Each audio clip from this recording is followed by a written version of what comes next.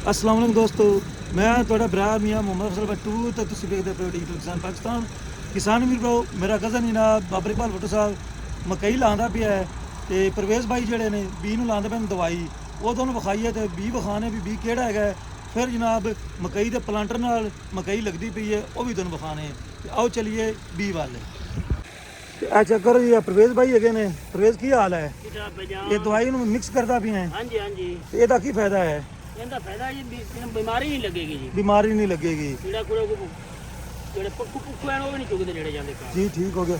ਇਹ ਚੈੱਕ ਕਰੋ ਜੀ, 63 21 20 ਲੱਗਦਾ ਪਿਆ ਜੇ ਤੇ ਇਹ ਖੁਸ਼ਕ ਹੁੰਦਾ ਪਿਆ ਜੇ।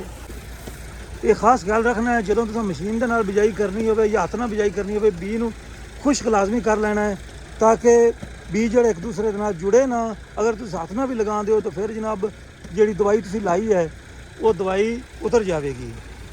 ਤੇ ਆਓ ਹੁਣ ਚੱਲਨੇ ਆਪਾਂ ਜਨਾਬ ਮੌਕੇ ਤੇ ਦੋਸਤੋ ਆਪਾਂ ਖੇਤ ਵਿੱਚ ਪਹੁੰਚ ਆਏ ਹਾਂ। ਇਮਤਿਆਜ਼ ਖਾਂ ਤੇ ਮਕਈ ਪਲਾਂਟਰ ਜਨਾਬ ਨਿਊ ਅਲੀ ਬਾਈ ਇੰਜੀਨੀਅਰਸ ਉਕਾੜਾ। ਤੇ ਇਹ ਚੈੱਕ ਕਰੋ ਜੀ, ਮਾਸ਼ਾਅੱਲਾ ਬਹੁਤ ਪਿਆਰਾ ਰਿਜ਼ਲਟ ਹੈ। ਤੇ ਮੱਥੇ ਜਿਹੜੇ ਨੇ ਅੱਗੇ ਅਦੀਲ ਅਫਸਰ ਜਿਹੜਾ ਹੈ ਉਹ ਹਲ ਫੇਰਦਾ ਜਾਂਦਾ ਹੈ ਤੇ ਪਿੱਛੇ ਇਮਤਿਆਜ਼ ਬਾਈ ਤੇ ਮੇਰਾ ਕਜ਼ਨ ਬਾਬਰ ਖਾਂ ਬੈਕ ਸਾਈਡ ਤੇ ਹੁਣ ਜਨਾਬ ਇਹ ਕੰਨੀ ਵਾਲੀ ਸਾਈਡ ਤੇ ਨਾ ਕਿਨਾਰੇ ਤੇ ਫੇਰਾ ਮਾਰੂ ਨੂੰ ਆਖਰੀ, ਬਲਕਿ 2 ਫੇਰੇ ਵੱਜਣਗੇ।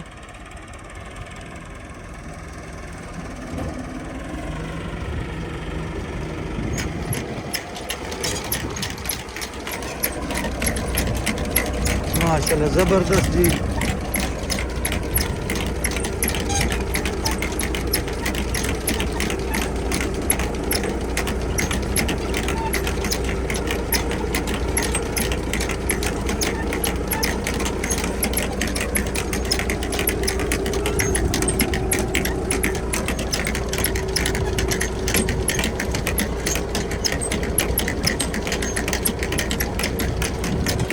ਜ਼ਮੀਨ 72 ਚ ਚੌਕੀ ਕਿਉਂਕਿ ਖਾਲਾ ਨਾਲ।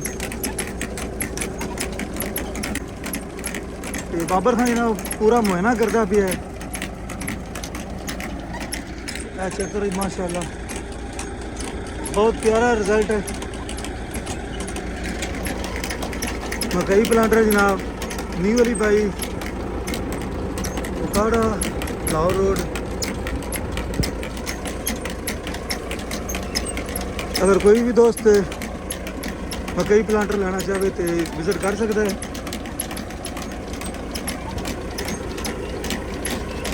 नंबर शंबर उन्होंने दिते हुए हैं।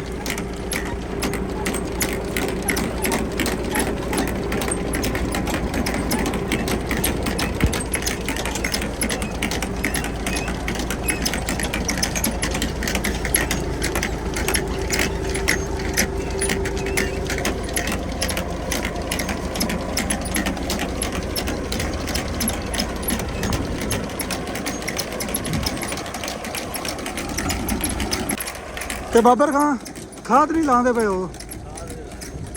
ਬਾਅਦ ਤਾਂ ਲਾਣੀ ਹੈ।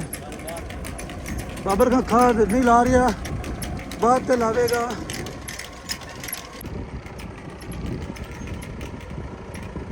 ਮਾਸ਼ਾਅੱਲਾ ਦੋਸਤੋ ਬਹੁਤ ਪਿਆਰਾ ਰਿਜ਼ਲਟ ਹੈ। ਤੇ ਲੇਬਰ ਦਾ ਜਿਹੜਾ ਖਰਚਾ ਉਹ ਤਕਰੀਬਨ ਘਟ ਗਿਆ ਹੈ क्योंकि लेबर जी शार्ट है।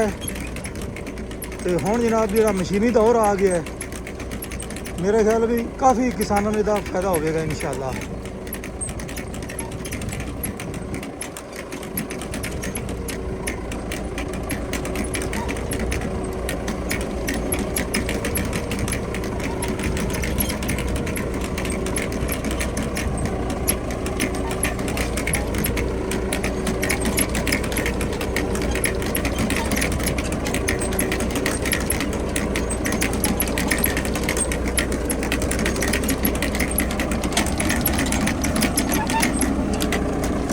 स्प्रे टिक्की भी पिया जे, 2-3 किस्म के लाँदा पिया बाबर खां।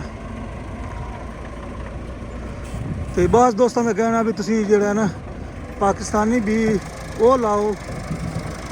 तो कई किसानों का कहना है जेकर असीं पाकिस्तानी भी लगाने हैं तो उन्हें जनाब पैदावार पूरी नहीं देनी, ਜਿਹਦਾ ਫਿਰ ਸਾਨੂੰ ਨੁਕਸਾਨ ਹੋਵੇਗਾ। ਇਸ ਵਾਸਤੇ ਉਹ ਕਹਿੰਦੇ ਨੇ ਬੀਜ ਜਿਹੜਾ ਹੈ ਨਾ ਇੰਪੋਰਟਡ ਉਹ 100+ ਪੈਦਾਵਾਰ ਦਿੰਦਾ, ਤੇ ਜਿਹੜਾ ਲੋਕਲ ਹੈ ਉਹ 100+ ਪੈਦਾਵਾਰ ਨਹੀਂ ਦਿੰਦਾ, ਉਹ 60-70 ਮਣ ਹੀ ਨਿਕਲਦਾ ਹੈ। ਤੇ ਬਾਕੀ ਜਿੰਨੇ ਵੀ ਵੇਖਣ ਵਾਲੇ ਕਿਸਾਨ ਵੀਰ ਭਰਾ ਹੈਗੇ ਨੇ, ਆਪਣੇ ਤਜਰਬੇ ਦੀ ਬੁਨਿਆਦ ਤੇ ਜਿਹੜਾ ਚੰਗਾ ਬੀਜ ਹੈਗਾ ਉਹ ਜਨਾਬ ਕਮੈਂਟ ਵਿੱਚ ਲਾਜ਼ਮੀ ਦੱਸੋ, ਤਾਂ ਕਿ ਜਿੰਨੇ ਵੀ ਕਿਸਾਨ ਵੀਰ ਭਰਾ ਮਕਈ ਲਗਾਉਂਦੇ ਨੇ ਉਹ ਜਨਾਬ ਤੁਹਾਡੇ ਤਜਰਬੇ ਤੋਂ ਫਾਇਦਾ ਉਠਾਉਣ।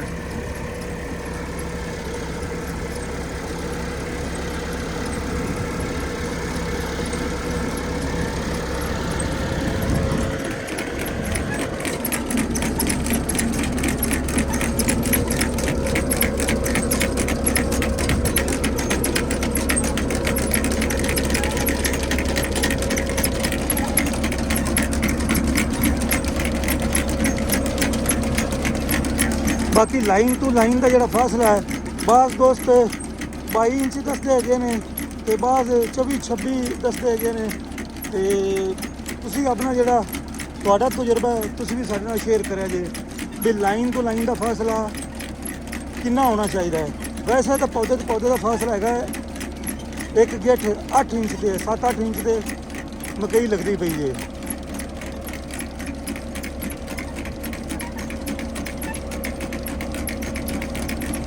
ਤੇ ਜਦੋਂ ਵੀ ਤੁਸੀਂ ਮੱਥੇ ਕੱਢਣੇ ਨੇ ਲਾਜ਼ਮੀ ਜਨਾਬ ਹੱਲ ਫੇਰ ਲਿਆ ਕਰੋ, ਤਾਂ ਕਿ ਰਿਜ਼ਲਟ ਅੱਛਾ ਨਿਕਲੇ।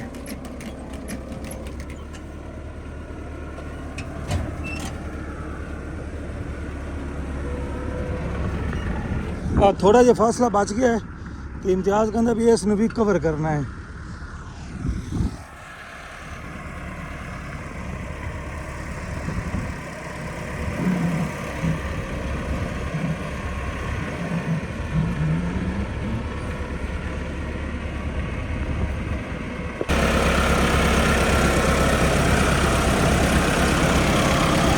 ਲੋਡ ਛੋੜ को नहीं 69-75 ਤੇ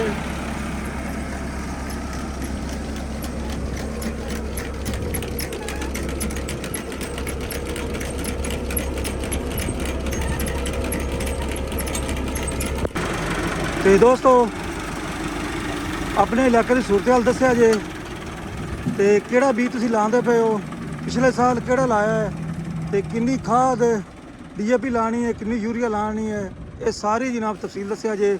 ਤੇ ਹੁਣ ਮੈਨੂੰ ਦਿਓ ਇਜਾਜ਼ਤ, ਤੁਹਾਡਾ ਭਰਾ ਮੀਆਂ ਮੁਹੰਮਦ ਅਫਜ਼ਲ ਬੱਟੂ। ਅੱਲਾ ਹਾਫਿਜ਼, ਪਾਕਿਸਤਾਨ ਜ਼ਿੰਦਾਬਾਦ।